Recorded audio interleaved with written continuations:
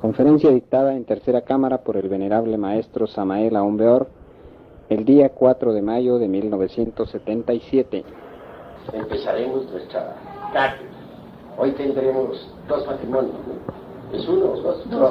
Dos parejas. Está bien, hoy tendremos dos matrimonios gnósticos. Daremos primero la cámara, la cátedra, la tercera cámara, para preparar pues el ambiente y llevar la enseñanza al corazón de cada uno. Y posteriormente, pues claro, haremos el ritual para los dos matrimonios. Vamos a hablar hoy un poco sobre el sentimiento de sí mismo. Vale la pena que reflexionemos sobre esta cuestión del sentimiento de sí mismo. Conviene que entendamos a fondo la cuestión del falso sentimiento del yo. Todos en el fondo aquí de nuestro corazón tenemos siempre el sentimiento de sí mismo. Mas conviene saber si este sentimiento es correcto o equivocado. Es necesario, pues, entender lo que es este sentimiento del yo. Ante todo, urge entender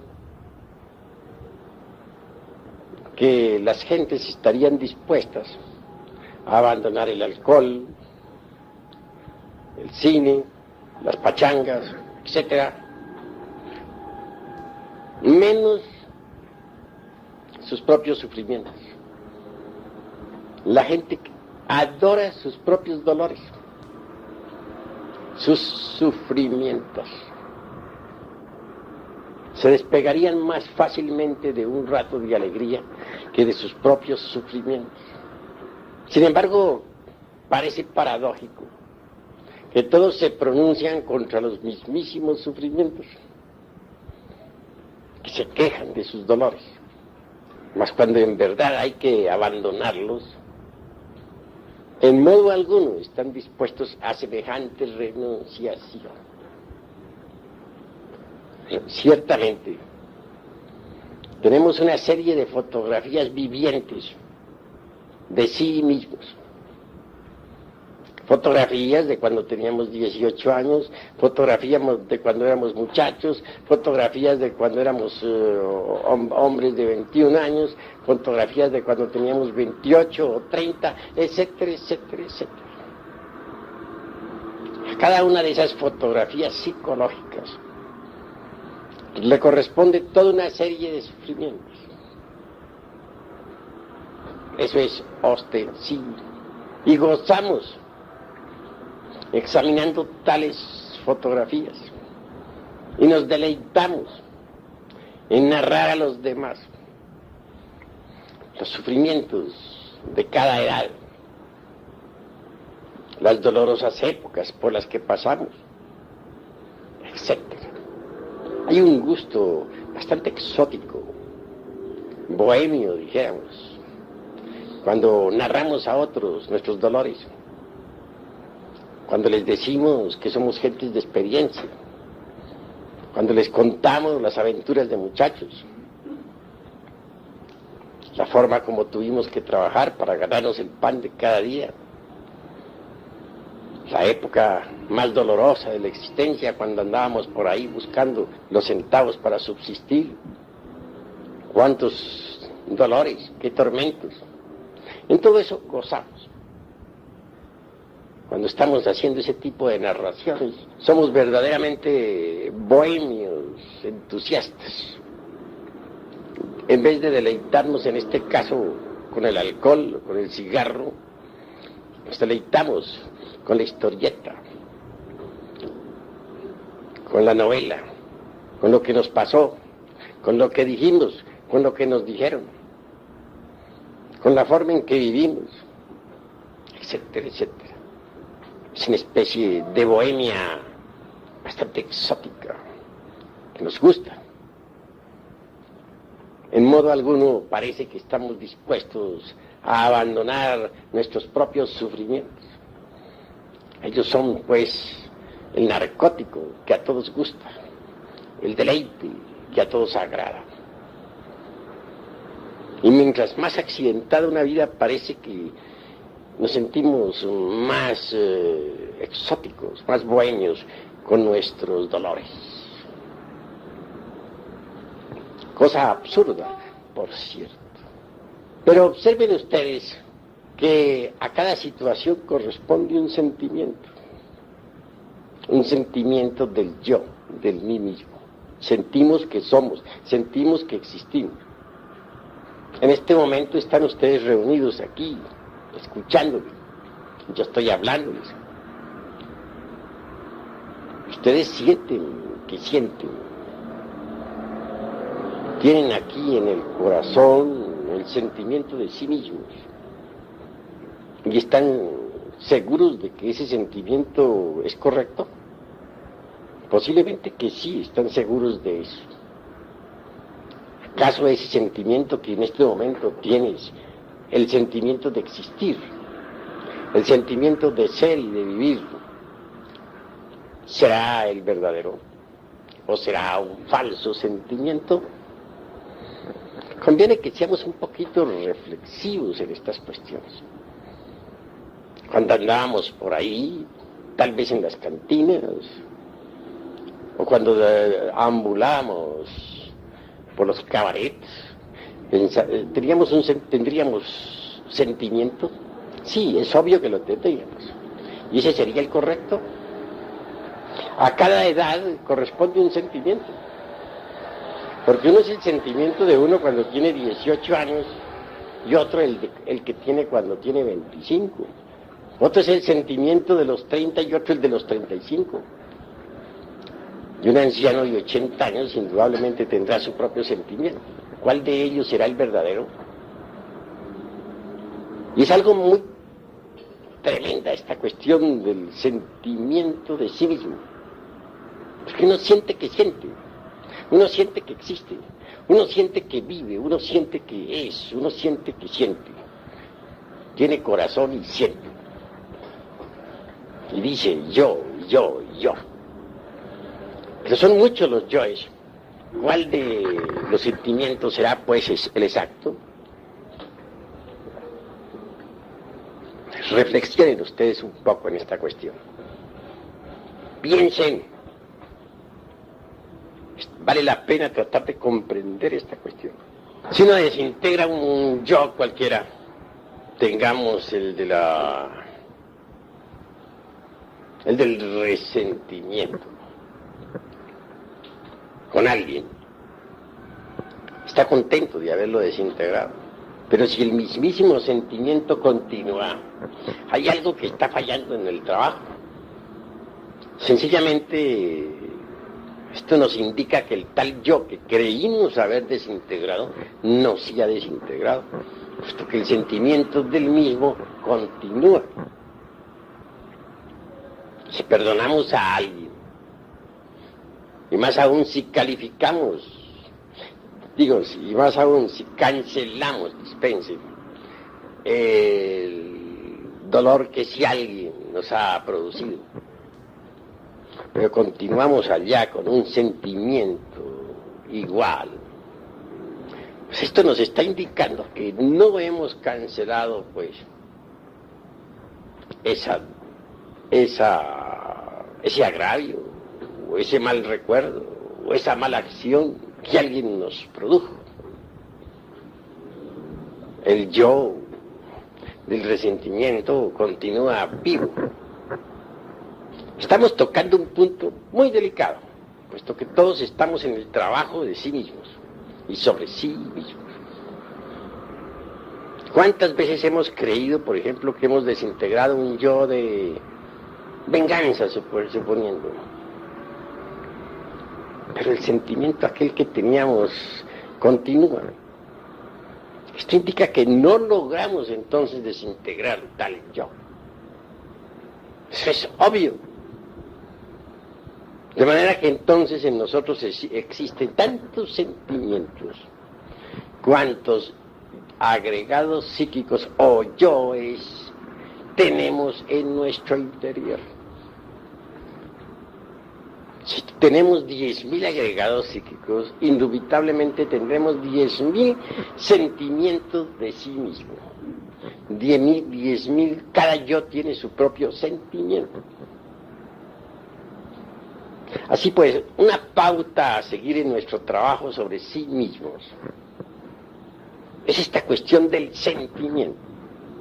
Intelectualmente podremos haber aniquilado el yo del egoísmo, pero ¿continuará acaso existiendo en nosotros el sentimiento del egoísmo? Ese sentimiento de primero yo, y segundo yo, y tercero yo. Seamos sinceros consigo mismos. Y si continúa existiendo tal sentimiento es porque el yo del egoísmo aún existe. Así pues, hoy los he invitado a ustedes a comprender esta cuestión del sentimiento. Cuesta mucho trabajo que las gentes, pues, se resuelvan a entender la necesidad de desintegrar el ego, pero más trabajo cuesta que entiendan lo que es el sentimiento. Suele ser tan fino, se escapa, es tan sutil. En todo caso, en este trabajo sobre sí mismos, mis queridos hermanos, hay 3 líneas que nosotros debemos entender. Primero, el trabajo sobre sí mismos. Propósito, desintegrar los agregados psíquicos que en nuestro interior tenemos. Viva personificación de nuestros errores. Segundo, el trabajo con los demás. Necesitamos aprender a relacionarnos con los demás. Y tercero, el amor al trabajo. El trabajo por el trabajo mismo. Son las 3 líneas a seguir. Si una persona, por ejemplo, dice que está trabajando y cree que está trabajando sobre sí misma, pero no se presenta ningún cambio en esa persona, si el sentimiento equivocado del yo continúa, si su relación con sus semejantes es igual, entonces está demostrando que esa persona no ha cambiado. Y si no ha cambiado, pues entonces no está trabajando sobre sí misma correctamente. Eso es obvio. Necesitamos cambiar. Mas después de un cierto tiempo de trabajo, el sentimiento del yo continúa igual. Si el proceder con las gentes es el mismo, ¿podría acaso afirmarse que hemos cambiado? En verdad que no. Y el propósito de estos estudios consiste en cambiar. El cambio debe ser radical, porque hasta la propia identidad que poseemos debe llegar a perderse para sí mismos. Un día, por ejemplo, Arce buscará a Arce, ya Arce no existe, se le ha perdido a sí mismo. Eso es claro. Un día Uzcategui dirá, ¿qué se hizo Uzcategui? Ya no existe. Ha desaparecido para Uzcategui. Así que en realidad, de verdad, hasta la mismísima identidad tiene que perderse para sí mismos. Tenemos que volvernos absolutamente diferentes. Yo conozco aquí mismo, entre los hermanos, sé de algunos cuyo nombre no menciono, que hace años y años y años están estudiando aquí conmigo. Los veo lo mismo. No han cambiado. Tienen su misma conducta, cometen sus mismos errores. Como los cometieron hace 20 años, los cometen hoy. Iguales. No indican, no acusan ningún cambio. No hay nada nuevo en ellos. ¿Cómo son? Como eran hace 20 años, o hace 10, o hace 50. Cambio, ninguno. Entonces, ¿qué están haciendo esas gentes? ¿Qué hacen aquí? Pues están perdiendo el tiempo miserablemente, ¿verdad? Porque el objeto de nuestros estudios es cambiar psicológicamente, convertirnos en seres diferentes. Pero si continuamos siendo lo mismo, si XX fulano es el mismo que era hace 10 años, pues entonces no ha cambiado ni está haciendo nada, está perdiendo su tiempo. Entonces es obvio. Les invito a todos ustedes a esta reflexión. ¿Quieren cambiar o no quieren cambiar? Si van haciendo siempre los mismos, entonces, ¿qué están haciendo? ¿Con qué objeto están aquí reunidos en la tercera cámara? ¿Para qué? Hay que ser más reflexivo. Una guía a seguir es esta cuestión del sentimiento, del yo. El sentimiento del yo es siempre equivocado, nunca es correcto. Debemos distinguir entre el sentimiento del yo y el sentimiento del ser. El ser es el ser, y la razón de ser del ser es el mismo ser. El sentimiento del ser es siempre correcto. Pero el sentimiento del yo, pues es un sentimiento equivocado, un sentimiento falso. ¿Por qué gozarán los hermanos con sus fotografías? Con las fotografías psicológicas de hace 20, de hace 30, de hace 50 años. ¿Qué les pasa? Cada fotografía es psicológica, esa va acompañada de un sentimiento diferente. Sí, el sentimiento del jovencito de 18 años que se emborracha. El sentimiento del muchachito de 20 que anda con la noviecita o por los caminos de la perversidad, etcétera. ¿Cuál de esos será el correcto? ¿El que teníamos cuando éramos muchachos de 18 años o el que tenemos hoy en día a la edad de 50 o de 60 años? ¿Cuál será el verdadero? Pues ninguno de esos sentimientos es verdadero, ninguno de esos es correcto, todos esos son falsos. Falso es cuando se siente uno un hombre de 18 que tiene el mundo por delante y que las noviecitas le sonríen. Falso es el muchachito aquel de los 20 que cree que por su cara bonita va a dominar al mundo.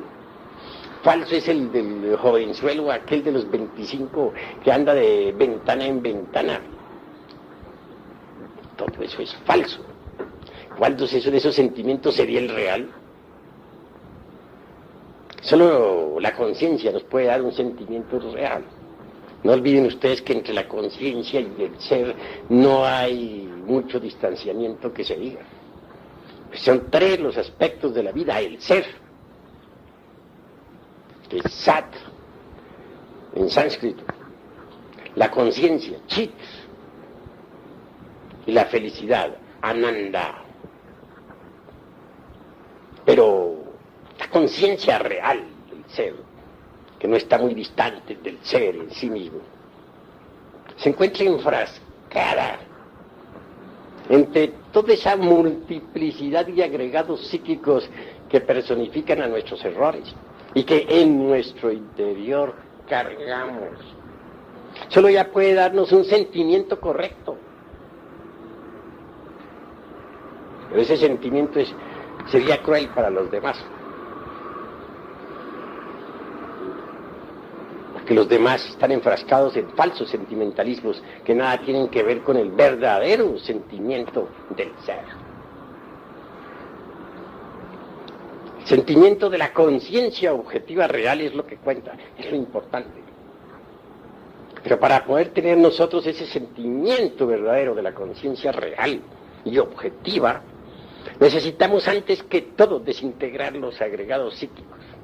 A medida que vayamos desintegrando los diversos agregados, viva personificación de nuestros defectos, la voz de la conciencia se irá haciendo cada vez más fuerte, El sentimiento del ser, es decir, de la conciencia, irá sintiéndose cada vez más y más en forma intensiva. Y a medida que vayamos sintiendo con la conciencia, nos daremos cuenta de que, el falso sentimiento del yo nos conduce al error. Mas esto es sumamente fino, sumamente delicado, porque en la vida todos nosotros hemos sufrido demasiado. Eso es obvio. También hemos marchado por el camino del error. Eso es patético. Y en todos los aspectos de nuestra vida, en cada proceso, en cada instante, hemos sentido aquí en el corazón algo que se llama sentimiento. Ese algo lo hemos siempre considerado como la voz de nuestra conciencia. Lo hemos considerado como el sentimiento de sí, como el sentimiento real al cual hemos obedecido, como el único que puede conducirnos por el camino recto, etc. Mas desgraciadamente hemos estado equivocados, mis queridos hermanos. Como prueba de nuestra equivocación es que más tarde hemos tenido otro sentimiento completamente diferente, totalmente distinto. Y mucho más tarde otro sentimiento más distinto. Entonces, ¿cuál de los tres era el verdadero? Entonces hemos sido víctimas, todos, de un autoengaño. Siempre nos ha guiado a nosotros, o siempre hemos confundido al sentimiento del yo con el sentimiento del ser. Hemos sido víctimas de un autoengaño. Y aquí no puedo hacer excepciones. Hasta yo mismo marché por el camino del error cuando creí que el sentimiento del yo era el sentimiento del ser. No hay excepciones. Todos hemos sido víctimas del autoengaño.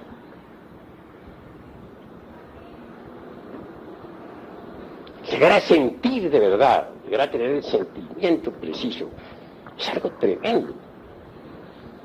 El sentimiento preciso es el de la conciencia superlativa del ser. En todo caso, nosotros debemos marchar por el camino de la aristocracia de la inteligencia y de la nobleza del espíritu. A medida que avancemos por esa senda tan difícil del autoconocimiento y de la autoobservación de sí mismos de momento en momento, iremos también aprendiendo a sentir correctamente. Iremos aprendiendo a conocer el sentimiento auténtico de la conciencia superlativa del ser.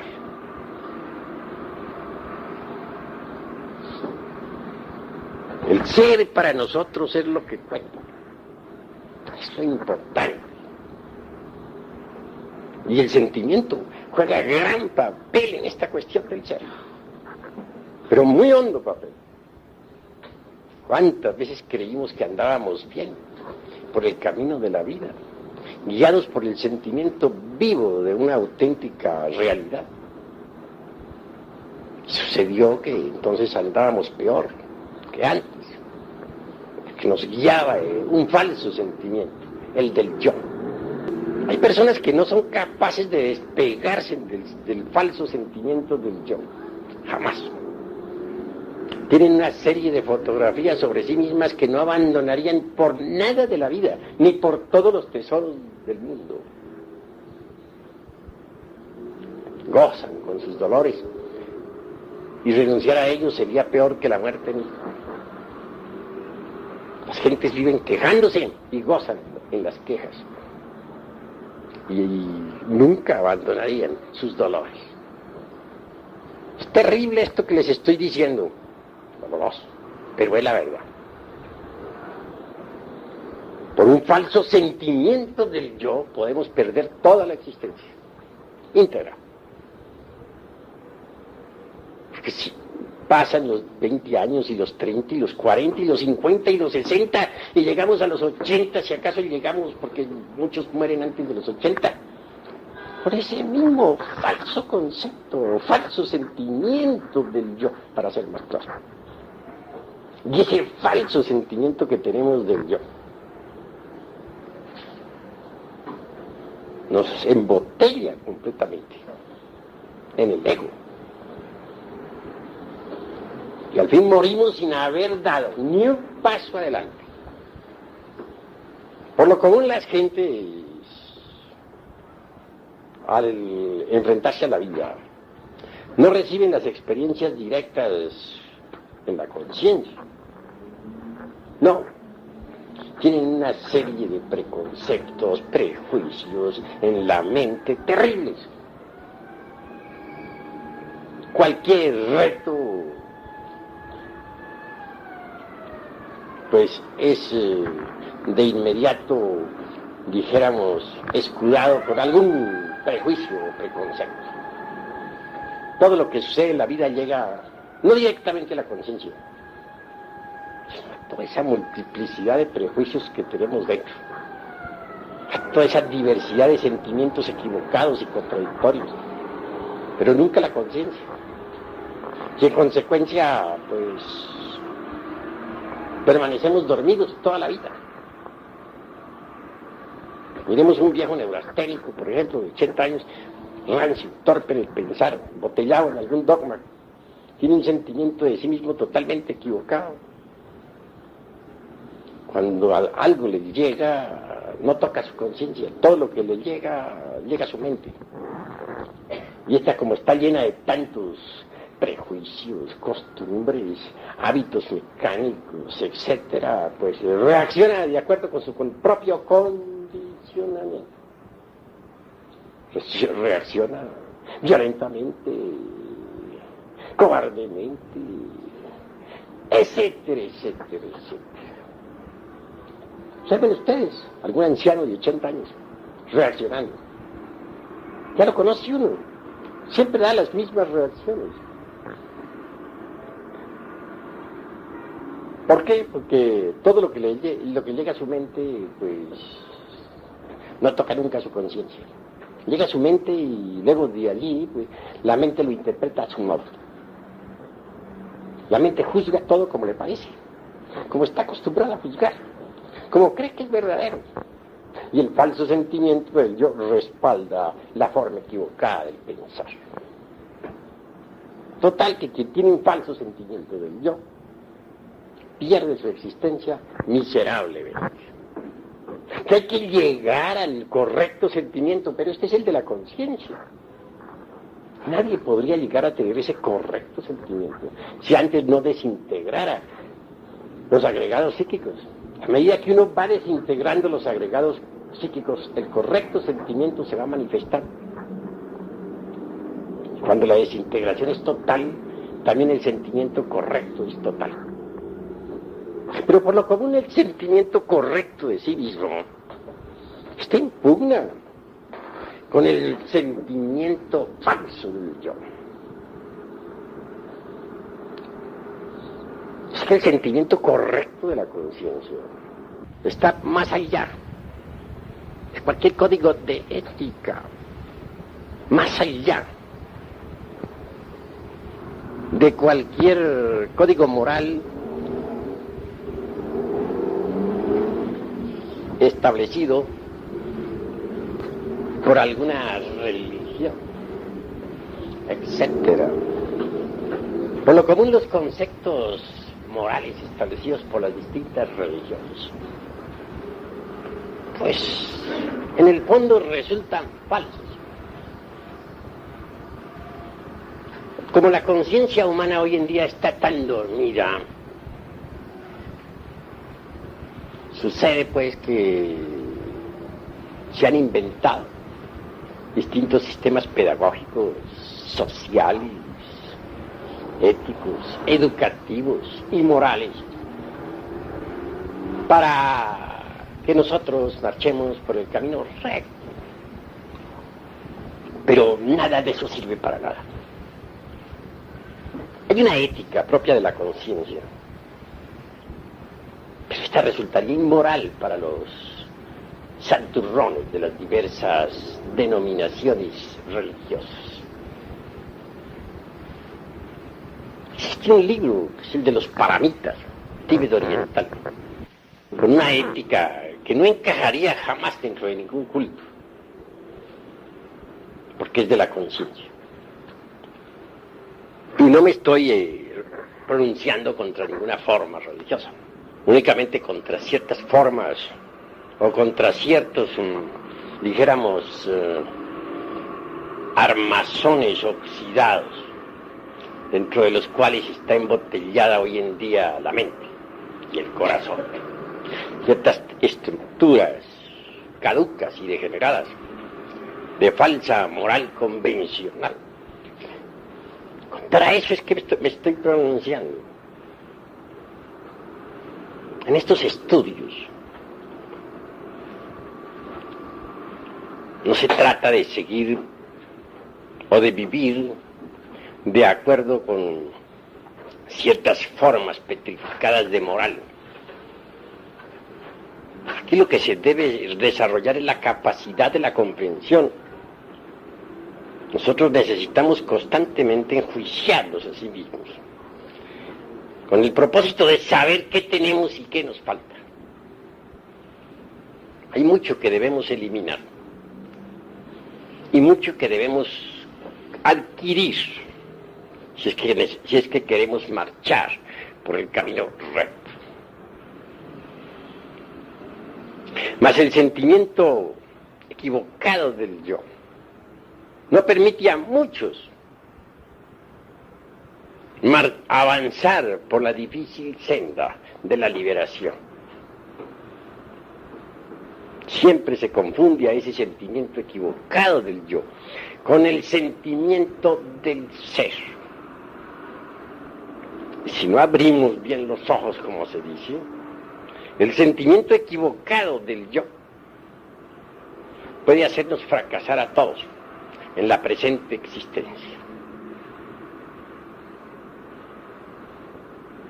El ser es lo que cuenta, pero está muy hondo, muy profundo.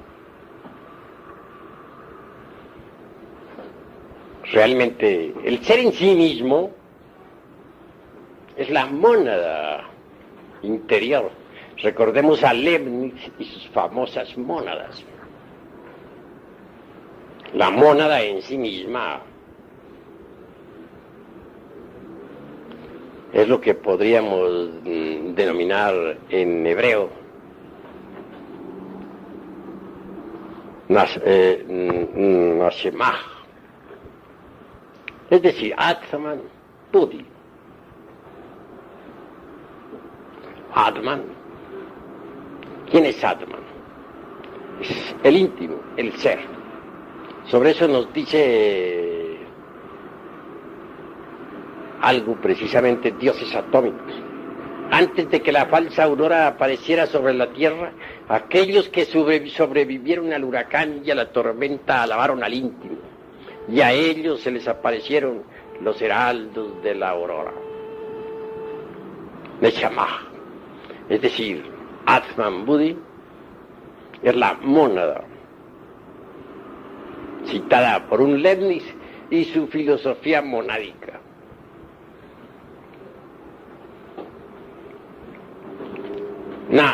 Atman, pues el íntimo, Budi es el alma espiritual, la conciencia superlativa del ser.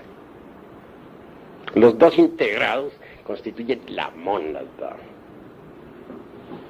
Eso es obvio. La mónada a su vez se ha desdoblado en el alma humana, que es el mana superior de los orientalistas. Esa alma humana en principio es germinal completamente, pero de ella por desdoblamiento ha resultado la esencia, que es lo único que los animales intelectuales tienen dentro, encarnado. Esa esencia está enfrascada entre los diversos agregados psíquicos que en nuestro interior llevamos. En En hebreo, Neshama es precisamente Atman. Atman en su parte inefable. Budi es Ruach. Y Atman Budi se dice Ruach en general. Nefeshi es el alma humana, o alma causal, de donde deriva precisamente la esencia que cada cual tiene en su interior. Esa esencia hay que despertarla, es la parte de conciencia que tenemos dentro. Esa esencia hay que ponerla en actividad. Desgraciadamente está dormida, está metida entre los agregados psíquicos inhumanos que en nuestro interior cargamos. Por desgracia. Es necesario entender que cuando uno trabaja sobre sí mismo, entra por el camino de la revolución de la conciencia. Aspira algún día a recibir sus principios anímicos y espirituales, es decir, a convertirse en templo de la mónada interior. Porque es obvio que una esencia desarrollada, desenvuelta, despierta, se integra, se fusiona completamente con el alma humana en el mundo causal. Mucho más tarde viene lo mejor, el desposorio, la integración de esa alma humana con la mónada. Cuando eso sucede, el maestro se ha autorrealizado totalmente. Así que lo que tenemos, que es la esencia, debe ser trabajada. Debemos empezar por desembotellarla, por desenfrascarla. Es una fracción del alma humana en toda criatura. Y hay que despertarla, porque está dormida entre cada uno de los agregados psíquicos que en nuestro interior llevamos. Esa esencia tiene su propio sentimiento correcto, que es diferente, completamente diferente del falso sentimiento del yo. Esa esencia realmente, con su sentimiento, emana de la verdadera alma causal o alma cósmica. Así el sentimiento que la esencia tiene es el mismo que tiene el alma cósmica, el mismo que existe en el alma espíritu, el mismo que existe en el íntimo o Atman. Cuando uno entra por este camino, descubre que se ha metido por la senda de la revolución de la conciencia. Y la revolución de la conciencia es tremenda, porque trae de hecho aparejada la revolución intelectual y la revolución física. La revolución de la conciencia provoca una serie de revoluciones intelectuales extraordinarias. Y a su vez, como resultado, aparece la revolución física. En alquimia, por ejemplo, se habla de la reincrudación del cuerpo físico, de la invulnerabilidad y de la mutación. Es obvio que aquel que ha conseguido el despertar total, aquel que ha logrado la iluminación, puede alimentarse con el árbol de la vida. Y de hecho, su cuerpo físico, si así lo quiere, puede volverse invulnerable, mutante. Y eso lo consigue mediante la reincrudación alquimista. Un iluminado sabe muy bien cómo se logra la reincrudación. Así son tres revoluciones en una. La de la conciencia, que trae aparejada la revolución intelectual, y la otra, la revolución física. Los grandes adeptos de la conciencia, esos que lograron verdaderamente el despertar, son iluminados. Muchos de ellos son inmortales. Recordemos nosotros a nada menos que Sanat Kumara, el anciano de los días, el fundador del colegio de iniciados de la Blanca Hermandad. Trajo su cuerpo físico a la tierra, vino desde Venus. Ese gran maestro, habiendo ya pasado más allá de toda necesidad de vivir en este mundo, se ha quedado en este mundo para ayudar a los que marchan por la rocallosa senda que conduce a la liberación final. Sanat Kumara es alguien que puede sumergirse totalmente entre el océano de la gran luz, pero ha renunciado a toda dicha para quedarse aquí con nosotros, y está con nosotros,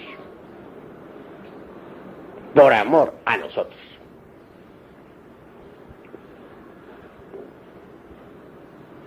En el camino este que estamos recorriendo, urge entender la forma de relacionarnos correctamente con nuestros semejantes. Si trabajamos sobre sí mismos, debemos también levantar la antorcha para iluminar el camino de otros, para mostrar a otros el sendero, que eso es lo que hacen precisamente los misioneros gnósticos. Mostrar a otros la senda de la liberación. En el Oriente se habla claramente de dos clases de seres que marchan por este camino. Los primeros los podemos denominar los Sravakas y los Budas Praitekas. Obviamente, ellos son ascetas, saben que el falso sentimiento del yo lo conduce a uno al fracaso, lo entienden. Se han preocupado por trabajar intensivamente sobre sí mismos. Han hecho sus votos. Algunos de ellos hasta han diluido el ego. Pero no trabajan por los demás. No hacen nada por el prójimo. Estos budas praitekas y sravakas obviamente gozan de cierta iluminación y de cierta felicidad. Mas nunca han llegado en realidad de verdad a ser verdaderos bodhisattvas en el sentido más estricto de la palabra. Hay dos clases de bodhisattvas: los que tienen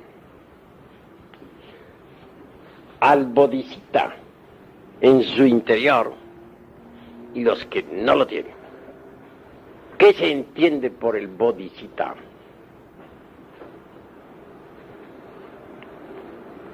O bodhisattva. Sencillamente, el que a base de distintas renunciaciones y de kalpas enteros, manifestándose en los mundos y renunciando a cualquier grado de felicidad, trabajan por la humanidad. Estos tienen los cuerpos existenciales en oro puro, porque eso es el bodhisattva, los cuerpos existenciales superiores del ser y la sabiduría y la experiencia adquirida a través de sucesivas eternidades. El bodhisattva de un Buda es propiamente un bodhisattva debidamente preparado, que puede perfectamente realizar con eficiencia todos los trabajos que el Buda interior le ha confiado. ¿Creen ustedes acaso que el bodhisattva, que en realidad de verdad se ha desarrollado, dijéramos, de acuerdo con en el terreno, dijéramos, vivo del bodhisattva, podría acaso llegar a ser, dijéramos, a fracasar en los trabajos que tiene que realizar? Obviamente que no, porque está debidamente preparado. Se entiende por bodhisattva precisamente todas esas experiencias, todos esos conocimientos adquiridos a través de las edades, los vehículos en oro puro, la sabiduría patente del universo. Obviamente el bodhisattva provisto de tal bodhisattva se manifiesta a través de distintos mahammantaras y a la larga viene a convertirse verdaderamente en un ser omnisciente. La omnisciencia es algo que hay que conseguir, que hay que lograr, que no sé, en modo alguno nos viene de regalo. Es el producto de distintas manifestaciones cósmicas y de incesantes renunciaciones. El bodhisattva que posee pues dentro de sí mismo al bodhisattva, es decir, a todas esas sumas de conocimientos, experiencia y vehículos de oro, etc., jamás se dejaría guiar por un falso sentimiento del yo. Pero este falso sentimiento del yo suele refinarse espantosamente. Hay individuos que han logrado muchos refinamientos espirituales y sin embargo aún son víctimas del falso sentimiento del yo. Entender esto es básico en la gran obra. Es fundamental. Todos tenemos derecho a aspirar a la iluminación, pero tampoco debemos codiciar la iluminación. Antes que codiciarla, debemos nosotros preocuparnos por la desintegración de los agregados psíquicos que en nuestro interior cargamos. Vigilar en forma intensiva ese falso sentimiento del yo. Aniquilarlo, porque puede estancarnos, puede llevarnos al autoengaño, puede hacernos pensar que vamos muy bien, puede hacernos creer que es la voz de la conciencia, cuando en realidad de verdad es la voz del ego. Quiero que entiendan ustedes claramente que un día ustedes tienen que ir fabricando dentro de sí mismos al bodhisattva. Es decir, elaborando esa experiencia, elaborando ese conocimiento que les va dando el trabajo sobre sí mismo. Con tal conocimiento, con tal experiencia, ustedes no fallarán. A medida que ustedes vayan desintegrando los agregados psíquicos que le dan a ustedes el falso sentimiento del yo, irán alimentándose con el pan de la sabiduría, con el pan transubstancial, venido de lo alto. Porque cada vez que uno desintegra un agregado psíquico, libera un porcentaje de conciencia y adquiere, de hecho, una virtud, un conocimiento nuevo, algo extraordinario. Es que, a propósito de virtudes, he de decirles que el que no es capaz, por ejemplo, de apreciar las gemas preciosas, tampoco podría saber cuál es el valor de las virtudes. Estas en sí mismo, el valor de estas en sí mismo es precioso. Pero no es posible adquirir virtud alguna si antes no desintegramos el defecto antitético. Por ejemplo, no podríamos adquirir la virtud de la castidad si no desintegramos el defecto de la lujuria. No podríamos adquirir la virtud de la mansedumbre si no eliminamos de sí mismos el defecto del resentimiento. No podríamos adquirir la virtud del altruismo si no eliminamos el defecto del egoísmo. Lo que importa, pues, es que nosotros vayamos comprendiendo la necesidad de eliminar los defectos. Solo así irán naciendo en nosotros las gemas preciosas de las virtudes. En todo caso, el objetivo de esta plática hoy ha sido llamarles la atención sobre el falso sentimiento del yo.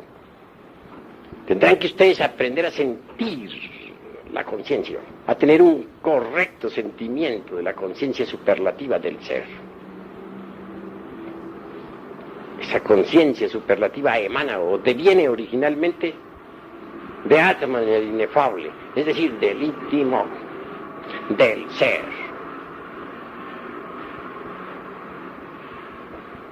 Sí, mis queridos hermanos, hasta aquí vamos dejando esta plática. Si alguno de ustedes quiere preguntar algo en relación con el tema, bien puede hacerlo con la más entera libertad. Venerable maestro, ¿qué relación existe entre las sensaciones y el sentimiento? Las sensaciones son, y las hay positivas y negativas.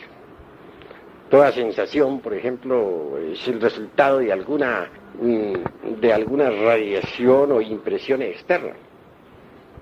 Por ejemplo, viene a nosotros una sensación de dolor debido a que alguien nos lo produjo, ya sea con la palabra o sencillamente nos dio un trancazo. Entonces tenemos una sensación de dolor. Una sensación de alegría cuando alguien nos trata bien, o cuando olemos un perfume delicioso. En todo caso, las sensaciones son sensaciones, pero el sentimiento se lleva en el corazón. Es diferente. Va en el centro emocional. Y nunca se debe confundir al sentimiento auténtico del ser, del Atman, de la mónada, de la esencia, etcétera, del ser en general, sí, con el sentimiento del yo. Cada yo tiene su forma de sentimiento. Y por lo común, esos sentimientos del yo nos llevan al fracaso. ¿Alguna otra pregunta? Todos pueden preguntar, que ninguno quede con dudas. Tiene la palabra, hermano. Venerable maestro, en cada edad o etapa del individuo se manifiestan determinados yoes característicos. Ciertamente que sí, de acuerdo con la ley de recurrencia. Porque si en la pasada existencia, a los 30 años, tuvimos una bronca en la cantina, el yo de aquella riña permanece en el fondo de nosotros mismos, aguardando el instante de los 30 años para volver a salir otra vez. Cuando llegue esa edad, saldrá entonces, irá a buscar una cantina con el propósito de encontrarse con el sujeto aquel con quien riñó. Lo mismo hará aquel. Y al fin se encontrarán ambos en la cantina y volverán a reñir. Esa es la ley de recurrencia. Y si a la edad de 25 años tuvimos una aventura amorosa, pues también a esa misma edad, el yo que estaba allí aguardando en el fondo, saldrá a la superficie, controlará el intelecto, controlará el corazón, y irá a buscar a la amada de sus ensueños. Ella hará lo mismo, y ambos se reencontrarán para repetir la aventura. Así que el robot humano está programado por la ley de recurrencia. ¿Alguna otra pregunta? En todo caso, el ser, el verdadero ser, no se expresa en el animal intelectual. Vive normalmente en la Vía Láctea, se mueve en la Vía Láctea. Lo que actúa en este mundo es el robot programado por la ley de recurrencia. Hay necesidad de desintegrar el ego y despertar la conciencia para que la mónada, Atma Buda, el Ruach, Elohim, que según Moisés labraba las aguas en el principio del mundo, el Rey Sol, vuelva naturalmente a expresarse dentro de nosotros, venga a la manifestación, ingrese en nuestra humana persona. Solo Él puede hacer. Las gentes creen que hacen y no hacen nada. Actúan de acuerdo con la ley de recurrencia. Son máquinas programadas. Y eso es todo. A propósito de lo que dice de la ley de recurrencia, leí un periódico en editorial que hace en 1385 sucedió la batalla en Tlatelolco, el señor de Tlatelolco con el señor de Azcapotzalco. Y la misma batalla que sucedió en 1968 fue la que sucedió en aquel año. Pues claro, así es. Y siempre se repite todo, de acuerdo con la ley de recurrencia. Eso es verdad. La Segunda Guerra Mundial no fue sino la repetición de la primera. Y la tercera no será sino la repetición de la segunda. ¿Alguna otra pregunta? Venerable, ¿puede darse, digamos, el sentimiento de creer que uno ha eliminado un defecto, el individuo ha eliminado un defecto, no siendo que eso se encuentre en un receso por la edad o etapa que esté viviendo en ti? Sí, puede creerse que se ha eliminado tal o cual defecto psicológico, pero si el sentimiento de ese yo continúa en nosotros, significa que no ha sido eliminado. De manera que esa es una forma que nos permite, esta cuestión o este conocimiento nos permite a nosotros saber si hemos eliminado tal o cual yo. Es un patrón de medida que nos permite descubrir si hemos o no hemos eliminado tal o cual agregado psíquico. Maestro, ¿cómo podemos explicarnos el caso de que Adonai tenga karma? En este caso, yo lo tengo considerado un caso de Bueno, Adonai, el hijo de la luz y de la alegría, no tiene, que yo sepa, no tiene karma. Si demoró en haber eliminado a algún elemento indeseable, pues eso ya pasó. Tengo entendido que su karma era los recuerdos de algo de los adultos. Bueno, pero esa es una conjetura. Tenemos que marchar sobre los hechos. Yo no sé que Adonai tenga karma. Por lo menos no he sido informado sobre eso. Esa es la cruda realidad. Tengo entendido que no tiene karma. Ahora tiene cuerpo físico y vive en Europa. Es un adepto maravilloso. Pertenece al círculo consciente de la humanidad solar que opera sobre los centros superiores del ser. Vive y pasa como un desconocido en Europa, en Francia. ¿Hay alguna otra pregunta? A ver, Adarino. En esta pregunta hay varios interrogativos. La parte de Salah Mará hay otros Kumará, también quiero comprender si todo maestro que tenga a Jacoba o a Yoke, al padre madre, realiza al Kumará. Pues Kumará se entiende todo individuo resurrecto. Cualquier XX fulano, con tal de que resucite, es un Kumará. Obviamente los Kumarás, pues lo mismo que los Pitris, son los que ayudaron pues a crear, digamos, a dar vida pues a la forma física, humana que tenemos. Me parecen más interesantes todavía que los Kumarás, los Agnisvatas. Son dioses solares. Son bastante interesantes. Por cierto que los dioses solares que gobernaron, por ejemplo, a la Tierra, a la humanidad de la primera raza, volvieron al Sol. Habían venido del Sol y regresaron al Sol. Y en la futura sexta gran raza raíz, volveremos a tener la visita de los dioses solares. Vendrán del Sol y vivirán entre la humanidad y establecerán la sexta raza raíz sobre la faz de la Tierra. Gobernarán a los pueblos, naciones y lenguas. Son gobernantes. Entre las 12 constelaciones del zodiaco, obviamente, la más importante es la de Leo. El Sol tiene en Leo su trono. Los dioses solares vienen periódicamente a la Tierra, cada vez que se inicia una nueva raza. Pero bueno, no nos apartemos tanto hoy, pues, de la cuestión del que hemos planteado. Debemos llevar en mente la necesidad de estudiarnos un poco más a sí mismos y de poner atención en esta cuestión del sentimiento del yo. Y hasta aquí mis palabras. Vamos ahora a celebrar el matrimonio. Bastante exótica, que nos gusta.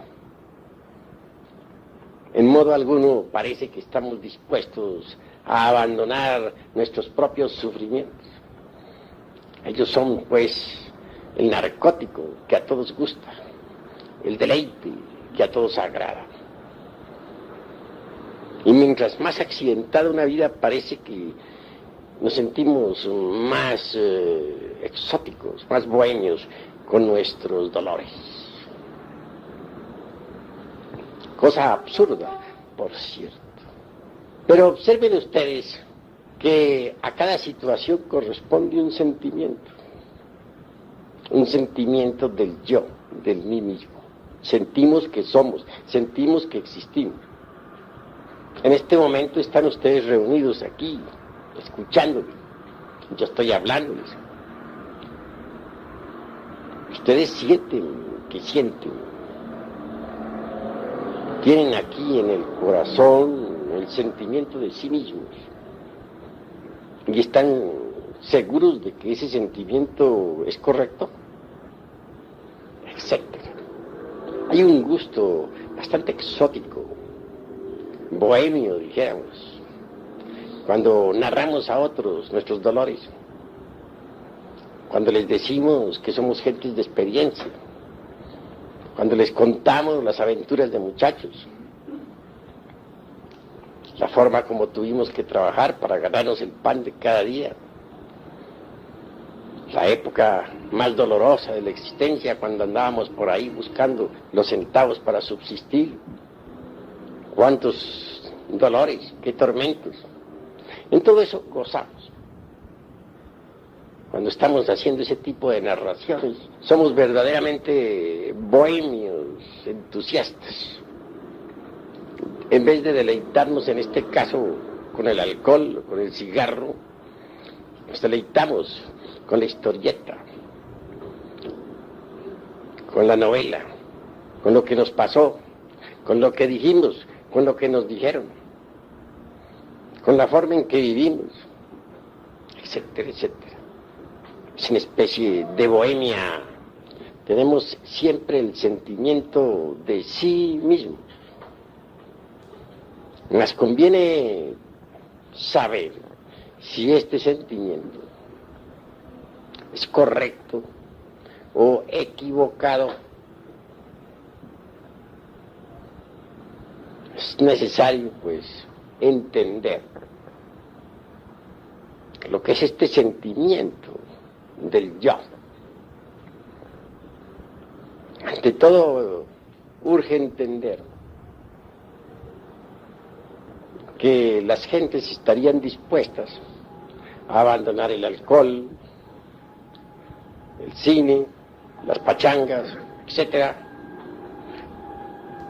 menos sus propios sufrimientos.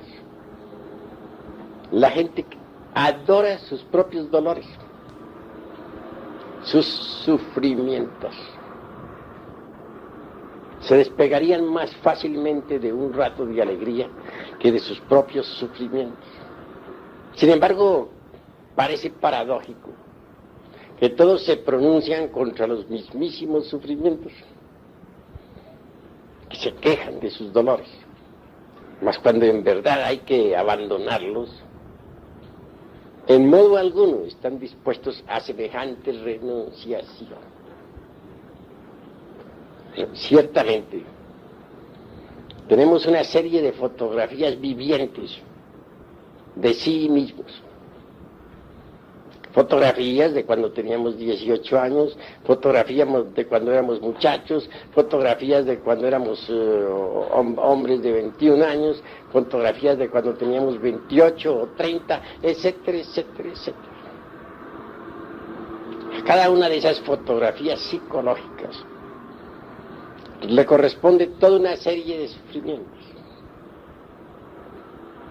Eso es ostensible. Y gozamos examinando tales fotografías. Y nos deleitamos en narrar a los demás los sufrimientos de cada edad, las dolorosas épocas por las que pasamos.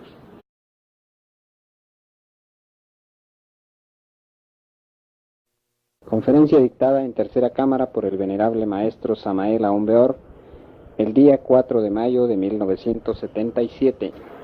Empezaremos nuestra cátedra. Hoy tendremos dos matrimonios, ¿no? ¿Es uno o dos? Dos parejas. Está bien, aquí tendremos dos matrimonios nuestros. Haremos primero la cámara, la cátedra, la tercera cámara, para preparar pues el ambiente y llevar la enseñanza al corazón de cada uno. Y posteriormente, pues claro, haremos el ritual para los dos matrimonios. Vamos a hablar hoy un poco sobre el sentimiento de sí mismo. Vale la pena que reflexionemos sobre esta cuestión del sentimiento de sí mismo. Conviene que entendamos a fondo la cuestión del falso sentimiento del yo. Todos en el fondo aquí de nuestro corazón